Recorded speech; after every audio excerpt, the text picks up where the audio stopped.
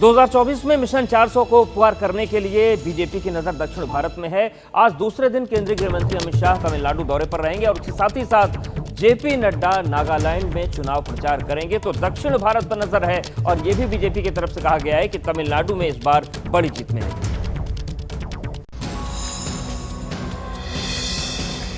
गृह मंत्री अमित शाह चुनाव प्रचार की शुरुआत तमिलनाडु से करेंगे। अमित शाह सुबह 11 बजे कन्याकुमारी में रोड शो करेंगे। शाम 4 बजे अमित शाह अलवर के हरसोली में जनसभा करेंगे। शाम 6 बजे नोएडा सेक्टर 33 में जनसभा करेंगे। बीजेपी अध्यक्ष जेपी नड्डा आज नागालैंड में चुनाव प्रचार करेंगे। जेपी नड्डा आज दोपहर 1:25 पर चुम्मू केदिमा में जनसभा करेंगे। रक्षा मंत्री राजनाथ सिंह आज छत्तीसगढ़ में चुनाव प्रचार करेंगे। राजनाथ सिंह दोपहर 1:15 पर दंतेवाड़ा में जनसभा करेंगे। दोपहर 3:15 पर कांकेर में रैली करेंगे। उत्तर प्रदेश के मुख्यमंत्री योगी आदित्यनाथ आज उत्तर प्रदेश और उत्तराखंड में चुनाव प्रचार करेंगे। योगी आदित्यनाथ आज दोपहर 12:25 पर बड़ापुर बिजनौर में जनसभा करेंगे। दोपहर 2 बजे हल्द्वानी में रैली करेंगे। दोपहर 3:40 पर बरेली में बहिड़ी के रामलीला मैदान में जनसभा करेंगे।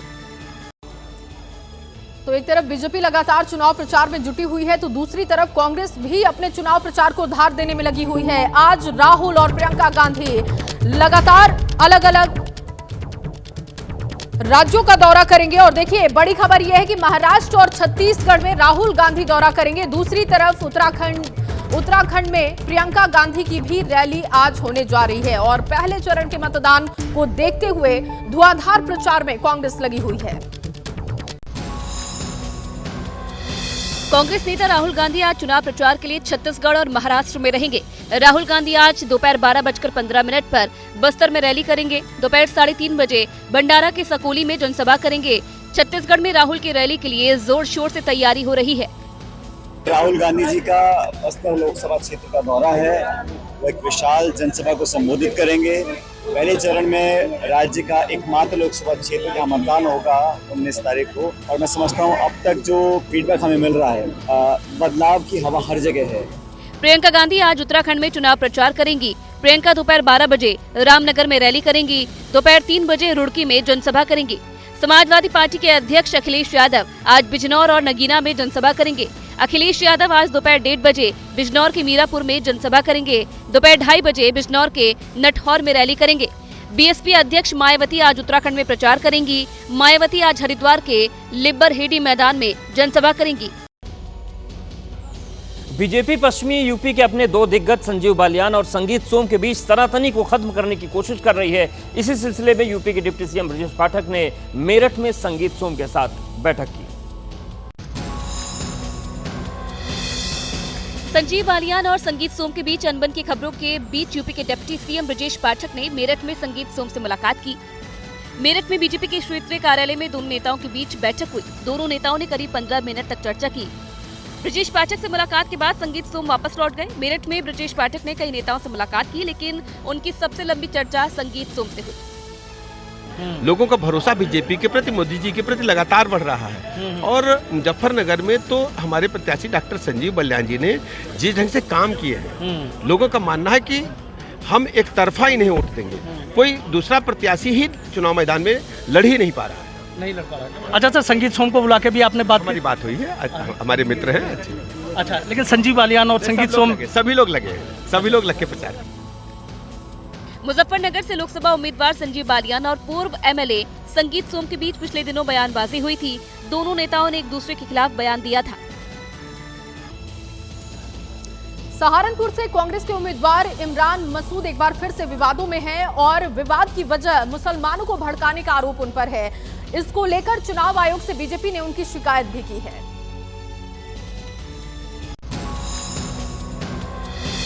सहारनपुर से कांग्रेस के उम्मीदवार इमरान मसूद के खिलाफ बीजेपी ने चुनाव आयोग को चिट्ठी लिखी है। बीजेपी ने अपनी चिट्ठी में इमरान मसूद के खिलाफ डर का माहौल पैदा करने, लोगों को हिंसा के लिए उकसाने और मतदान को हिंसा से प्रभावित करने का आरोप लगाया है। बीजेपी ने चुनाव आयोग से इमरान मसूद के खिलाफ आदर्श आचार संहिता के उल्लंघन के मामले में कार्रवाई की मांग की है। इमरान मसूद की शिकायत उनके एक भाषण के बाद हुई। इमरान मुसलमानों से कह रहे हैं कि अगर बीजेपी फिर से आ गई तो तुम्हारा और मेरा इलाज सबसे पहले होगा। अगर भाजपा दोबारा आ गई तो सबसे पहले इलाज तुम्हारा और मेरा होना है, याद रख लेना बात। ये अमित शाह कह रहा है, ये अमित शाह बोल रहा है, ये जितनी मजबूत आवाजें हैं सारी खामोश ऐसे ही नहीं की जा रही। कोई बोलने वाला ना बचे, कोई बोलने वाला ना बचे, ये साजिशें हैं। लोकसभा चुनाव में बुलेट रानी की भी चर्चा हो रही है। तमिलनाडु से चलकर लखनऊ पहुंची, यहां पर उनका जोरदार स्वागत हुआ।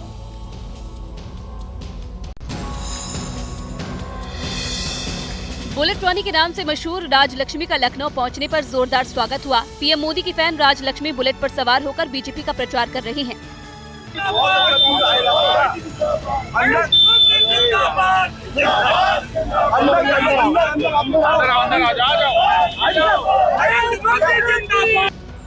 राजलक्ष्मी ने मदुरई से 12 फरवरी को अपनी यात्रा की शुरुआत की थी। मदुरई से नई दिल्ली तक 21,000 किलोमीटर की यात्रा बुलेट से 65 दिन में पूरी करनी है। ये यात्रा 15 राज्यों से होती हुई 18 अप्रैल को दिल्ली में खत्म होगी। राजलक्ष्मी अपनी यात्रा के दौरान vote for Modi, vote for nation की अपील कर रही हैं। अधिक से सीट मोदी जी के लिए भेजेंगे, ये मेरा वादा है। और मैंने 30 दिन पूरा साउथ में भ्रमण करने के बाद मैं नॉर्थ में आया हूँ। कर्नाटका, आंध्रा, तेलंगाना, तमिलनाडु से बहुत सारे सीट इस बार मोदी जी के दिल्ली भेजेंगे लोग। इस बार की रामनवमी बेहद खास होने जा रही है और देखिए रामलला का सूर्याभिषेक किया जाएगा रामनवमी के मौके पर और इसको लेकर सफल ट्रायल भी किया गया। वैज्ञानिकों की मौजूदगी में ये ट्रायल सफल रहा। रामनवमी के दिन कुछ ऐसी ही सूरज की किरणें रामलला का अभिषेक करेंगी। 17 अप्रैल को रामनवमी के दिन रामलला की सूर्य किरण अभिषेक के लिए अयोध्या में कई दिनों से ट्रायल चल रहा था। आखिरकार शुक्रवार को ये ट्रायल कामयाब रहा। ट्रायल कर रहे थे उस समय हम वहीं मंदिर में ही थे। पहले वो बगल में हुआ, फिर आगे बढ़ाए तो इस बगल में आ गया, तभी हम देख रहे थे। फिर इसके बाद किए तब यहाँ ऊपर चला आया, फिर इसके में किए तब यहाँ बीच में आया, तो उस टाइल था। और जब बीच में आ गया है तब देखने के लिए उसका प्रकाश जो है बहुत ही सुंदर लगा। इस प्रकार से वो ट्रायल हो गया है। रामनवमी के दिन ठीक 12 बजे रामलला के सूर्य किरण अभिषेक की तैयारी है, इसलिए शुक्रवार को वैज्ञानिकों की मौजूदगी में दोपहर 12 बजे अभिषेक का सफल परीक्षण किया गया। राम जन्मोत्सव के मौके पर लगभग 4 मिनट तक सूर्य किरणों से रामलला का अभिषेक होगा। तीसरी मंजिल से सूर्य की किरणें एक रिफ्लेक्टर, 2 दर्पण, 3 लेंस और पीतल पाइप के जरिए रामलला तक पहुँचेंगी।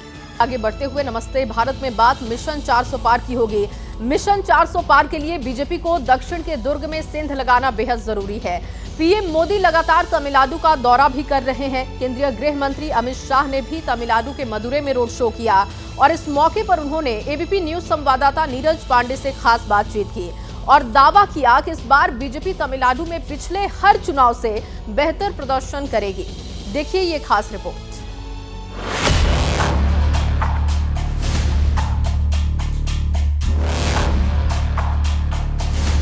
मिशन 400 पार को हासिल करने के लिए बीजेपी की तमिलनाडु पर खास नजर है। पीएम नरेंद्र मोदी तो वहां के लगातार दौरे कर ही रहे हैं। पार्टी के और भी आला नेता वहां चुनाव प्रचार में जुटे हुए हैं। गृह मंत्री अमित शाह ने भी मदुरई में रोड शो किया। तमिलनाडु में शुक्रवार को पावर पैक्ड चुनावी प्रचार देखने को मिला। अमित भाई, मैं साउथ में देख रहा हूँ, आप लगातार ट्रेवल कर रहे हैं और जहाँ जा रहे हैं अपार जन समर्थन मिल रहा है। इस बार हम तमिलनाडु में हमारा सबसे अच्छा परफॉर्मेंस करने जाएंगे। एआईडीएमके और डीएमके दोनों के भ्रष्टाचार और चुनावी भ्रष्टाचार, इससे तमिलनाडु की जनता त्रस्त है। वो नरेंद्र मोदी जी को चाहती है। हमारे प्रदेश के नेता अन्नामलाई को बहुत जन समर्थन मिल रहा है। मुझे पूरा भरोसा है कि यहाँ पर भी इस बार अच्छी संख्या में कमल खिलकर लोकसभा में आएंगे। अमित शाह मदुरई से लोकसभा उम्मीदवार रामा श्रीनिवासन के समर्थन में रोड शो कर रहे थे, तो राहुल गांधी ने तिरुनेलवेली और कोयम्बटूर में रैलियां की। अमित शाह के करीब 2.5 किलोमीटर लंबे रोड शो में जबरदस्त भीड़ उमड़ी। सड़क के दोनों ओर कतार में खड़े सैकड़ों लोगों ने नारे लगाए। अमित शाह ने विशेष रूप से डिजाइन किए गए वाहन पर सवार होकर लोगों का अभिवादन किया। रोड शो के दौरान गृह मंत्री अमित शाह ने एबीपी न्यूज संवाददाता नीरज पांडे से एक्सक्लूसिव बातचीत की और दावा किया कि इस बार बीजेपी तमिलनाडु में ऐतिहासिक प्रदर्शन करने जा रही है। अमित शाह ने राज्य में फैले भ्रष्टाचार का मुद्दा उठाया और दावा किया कि भ्रष्टाचार से त्रस्त लोग डीएमके और कांग्रेस से मुक्ति चाहते हैं। उन्होंने ये भी कहा कि सनातन पर सवाल उठाने वाले डीएमके को लोग सबक सिखाएंगे। भाई आपको लगता है कि डीएमके ने जिस तरह से सनातन को लेकर यहाँ पर टिप्पणियां की, इस पूरे चुनाव को ध्रुवीकरण करना चाहती है? देखिए, सिर्फ सनातन को लेकर नहीं, राम मंदिर की प्राण प्रतिष्ठा के विरोध के भी गजबनाक तीव्र प्रतिक्रिया में देख रहा हूं। जो लोग मिलते हैं, चाहे होटल के बहरे हो, सिक्योरिटी गार्ड हो, सभी लोग कहते हैं कि डीएमके ने ठीक नहीं किया। कांग्रेस ने ना तो इसका विरोध किया, ना ही कोई जवाब दिया, तो क्या माना जाए उनकी मूक सहमति है? मूक सहमति का कहां सवाल है? कांग्रेस और डीएमके और कम्युनिस्ट तीनों मिलकर लड़ रहे हैं। मूक सहमति का सवाल नहीं है। वो लोग एक साथी ही है और मिलजुल कर फैसले करते हैं। गृहमंत्री ने कांग्रेस, डीएमके और लेफ्ट फ्रंट पर जोरदार हमला बोला और कहा कि ये मिलकर चुनाव लड़ रहे हैं, लेकिन जन समर्थन बीजेपी को मिल रहा है। आज मैं आपको बताना हूँ, ये रोड शो देखिए, इतनी बड़ी भीड़ मैंने कभी मदुरई में नहीं देखी है। ये भारतीय जनता पार्टी को जो जन समर्थन मिल रहा है, वो नरेंद्र मोदी को जन समर्थन है, हमारे प्रदेश के नेता अन्नामलाई को जन समर्थन है। अमित शाह ने पीएम मोदी पर विपक्षी नेताओं की तरफ से की जा रही टिप्पणियों पर कहा कि विपक्ष जितना व्यक्तिगत टिप्पणी करेगा, उतनी ही ज्यादा जन समर्थन बढ़ता ही जाएगा। नरेंद्र मोदी को लेकर लगातार टिप्पणियां की जा रही है, उनके व्यक्तिगत टिप्पणी हो, चाहे वो मीसा भारती हो, लालू प्रसाद यादव हो या कांग्रेस के दूसरे बड़े नेता। देखिए, जितनी टिप्पणियां व्यक्तिगत करेंगे, जनता मोदी जी को और समर्थन करेगी। 2002 से चल रहा है और 2002 से मोदी जी ज्यादा से ज्यादा लोकप्रिय होते जा रहे हैं। अमित शाह ने दावा किया कि इस बार दक्षिण में बीजेपी अब तक का सबसे बेहतर प्रदर्शन करने जा रही है। हालांकि जब उनसे पूछा गया कि कितनी सीट मिलने जा रही है, तो उनका जवाब था कि फिलहाल आकलन करना मुश्किल है। साउथ की जो 130 सीटें हैं, क्या आकलन करते हैं आप? आकलन लगाना बड़ा कठिन है, मगर मैं जो जन समर्थन कर्नाटक और अब तमिलनाडु में देख कर आया हूँ, मैं मदुरई में ऐसे रोड शो की कल्पना ही नहीं कर सकता। पूरे रोड पर लोग वेव कर रहे हैं, मोदी मोदी कर रहे हैं। एक गजबनाक उत्साह का वातावरण तमिलनाडु के अंदर है। आमतौर पर देखा गया है कि साउथ में समर्थन तो बहुत मिला, लेकिन सीटें बहुत कम मिली हैं। इस बार मैं मानता हूं हम ब्रेक थ्रू करेंगे। तो क्या आकलन करना अभी बहुत जल्दबाजी होगी, परंतु हम हमारा सबसे अच्छा प्रदर्शन करेंगे। अमित शाह ने रोड शो के दौरान ये भी कहा कि तमिलनाडु के गौरव को पूरे देश में जोर शोर से उठाने का काम पीएम मोदी ने किया। वो खुद कोशिश करेंगे कि अगले 5 से 8 सालों में जब भी वो तमिलनाडु में पहुंचे या तमिल समुदाय से मिले, तो वो तमिल भाषा में बात करे। केवल और केवल भारतीय जनता पार्टी ही तमिल भाषा, तमिल संस्कृति और तमिलनाडु के महान विचारों को पूरे देश भर में पहुंचा सकती है। तमिलनाडु के गौरव को सिर्फ तमिलनाडु नहीं, समग्र देश और दुनिया में ऊपर उठाने का काम नरेंद्र मोदी जी ने किया है। तमिल भाषा में बोल नहीं पा रहा हूं, इसलिए आप सबकी क्षमा मांगता हूं। मैं प्रयास जरूर करूंगा कि 2, 5, 8 साल में तमिल भाषा में आपसे बातचीत करूं, ऐसा प्रयास जरूर करूंगा। गृह मंत्री अमित शाह आज भी तमिलनाडु के दौरे पर रहेंगे। वो आज कन्याकुमारी में सुबह 11 बजे रोड शो करेंगे। रोड शो मेडुकडाई से पुराने बस स्टैंड तक होगा। यानी मतलब साफ है कि इस बार तमिलनाडु में सियासी बयार एनडीए की तरफ बहती दिख रही है और ये सीटों में कितनी तब्दील होंगी, ये 4 जून को पता चल जाएगा। और अब बात करते हैं दिल्ली की। शराब घोटाले में फंसे दिल्ली के सीएम अरविंद केजरीवाल तिहाड़ जेल से ही सरकार चला रहे हैं, लेकिन दिल्ली में संकट गहराता जा रहा है। सरकारी कामकाज मानो ठप पड़ गया है, समस्याओं का अंबार लग गया है। ऐसे में सवाल उठने लगे हैं कि क्या दिल्ली की सरकार जेल से ही चलती रहेगी या फिर दिल्ली राष्ट्रपति शासन की तरफ बढ़ रही है।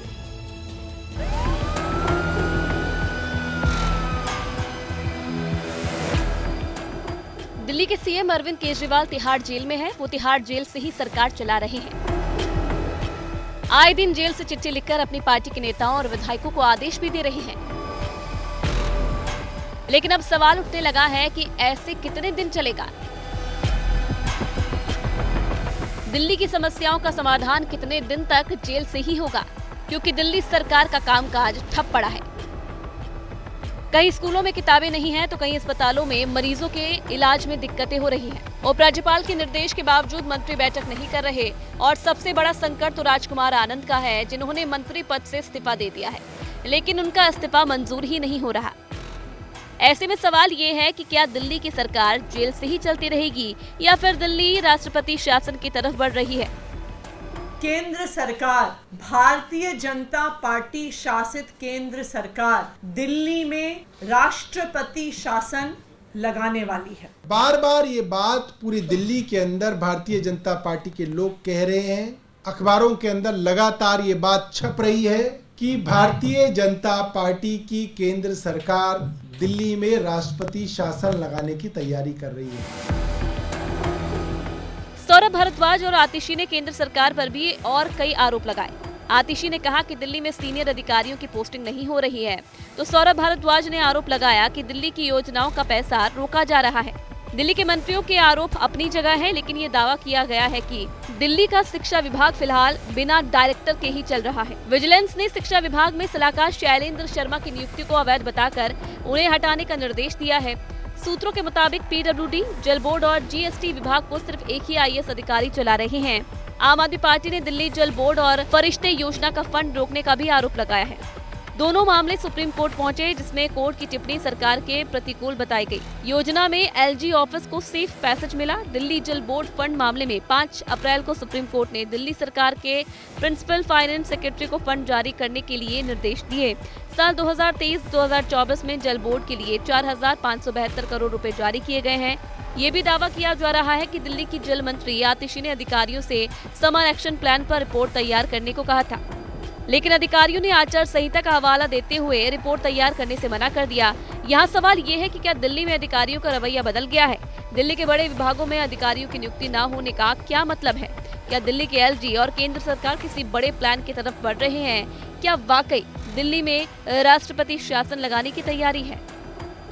यह स्पष्ट हो चुका है कि आम आदमी पार्टी के नेता अनर्गल बयानबाजी करते हैं। मूल समस्या यह है कि दिल्ली सफर कर रही है। मुझे एक बात समझ में नहीं आती कि एक पार्टी जिसके 60 से ज्यादा विधायक हैं, जिनका पूर्ण बहुमत है, उन्हें इस बात का डर क्यों सता रहा है?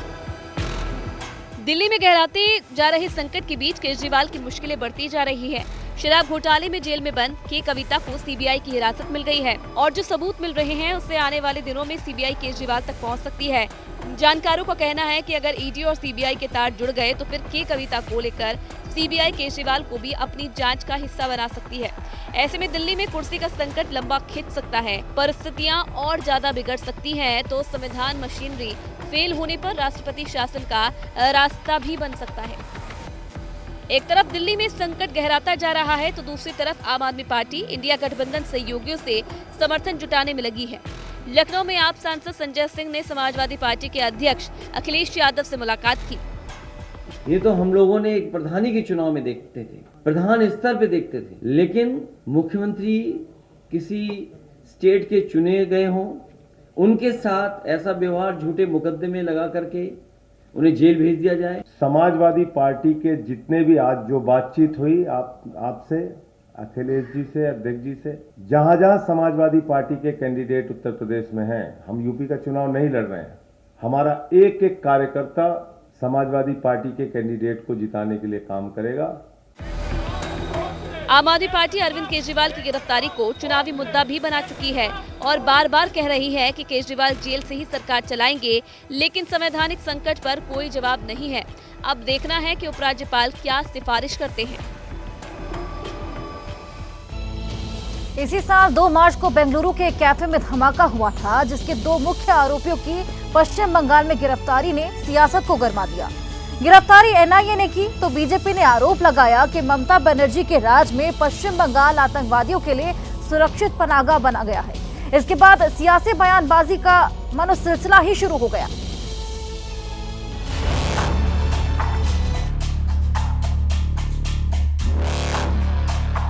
बेंगलुरु के रामेश्वरम कैफे विस्फोट मामले में गिरफ्तार 2 आरोपियों की एनआईए ट्रांजिट रिमांड मिल गई है। ब्लास्ट 2 मार्च को हुआ था। 41 दिन बाद कोलकाता से 2 आरोपियों अब्दुल मतीन अहमद ताहा और मुसव्विर हुसैन शाजिब की गिरफ्तारी की गई। दोनों को कोलकाता से करीब 190 किलोमीटर दूर पूर्वी मेदिनीपुर जिले के दीघा कस्बे में एक होटल से गिरफ्तार किया गया, जिन्हें कोलकाता के स्पेशल एनआईए कोर्ट में पेश किया गया। कोर्ट से एनआईए को 5 दिन की ट्रांजिट रिमांड मिल गई है। एनआईए टीम दोनों आरोपियों को लेकर बेंगलुरु के लिए कोलकाता से रवाना हो गई और एनआईए टीम दोनों से बेंगलुरु में पूछताछ करेगी। बेंगलुरु के रामेश्वरम कैफे में दिन दहाड़े विस्फोट हुआ था, जिससे वहां अफरा तफरी फैल गई। विस्फोट आईडी के जरिए कराया गया, जिसमें कई ग्राहक और होटल कर्मचारी घायल हो गए थे। एनआईए ने 3 मार्च को जांच अपने हाथ में ली और आरोपियों की सूचना देने पर 10 लाख रुपए का इनाम रखा। बताया जा रहा है कि अब्दुल मतीन ने विस्फोट की साजिश रची और मुसव्विर शाजिब ने कैफे में विस्फोटक रखा। आरोपियों की तलाश जारी रही। उनके कोलकाता के पास छिपने की जानकारी मिली, जहां वो एक होटल में अपनी पहचान छुपाकर रह रहे थे। बेंगलुरु धमाका मामले में 2 आरोपियों की पश्चिम बंगाल से गिरफ्तारी ऐसे वक्त में हुई है जब माहौल चुनावी है, लिहाजा पश्चिम बंगाल में सियासी धमाके शुरू हो गए। আর সেখানে বলছে বাংলা সেফ নয়, তোর দিল্লি সেফ। 2 ঘন্টায় বাংলায় লুকিয়ে ছিল, 2 ঘন্টার মধ্যে আমরা ধরে দিয়েছি আমাদের পুলিশ। दरअसल सियासी बयानबाजी की शुरुआत हुई बीजेपी के पश्चिम बंगाल के सह प्रभारी अमित मालवीय की टिप्पणी से। अमित मालवीय ने सोशल मीडिया एक्स पर एक पोस्ट डाली। एनआईए ने रामेश्वरम कैफे विस्फोट मामले में 2 मुख्य संदिग्धों मुसव्विर हुसैन शाजिब और उसके साथी अब्दुल मतीन अहमद ताहा को कोलकाता से हिरासत में लिया। दोनों शायद कर्नाटक के शिवमोगा में आईएसआईएस सेल से जुड़े हैं।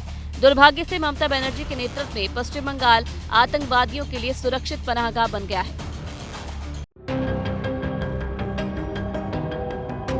बीजेपी ने गिरफ्तारी का क्रेडिट एनआईए को दिया और पूरे मामले को पश्चिम बंगाल की कानून व्यवस्था से जोड़ दिया, तो टीएमसी नेता कुणाल घोष आग बबूला हो गए। बोले गिरफ्तारी बंगाल की पुलिस की मदद से हुई। ये तो बंगाल पुलिस का क्रेडिट है, एनआईए अकेले नहीं किया।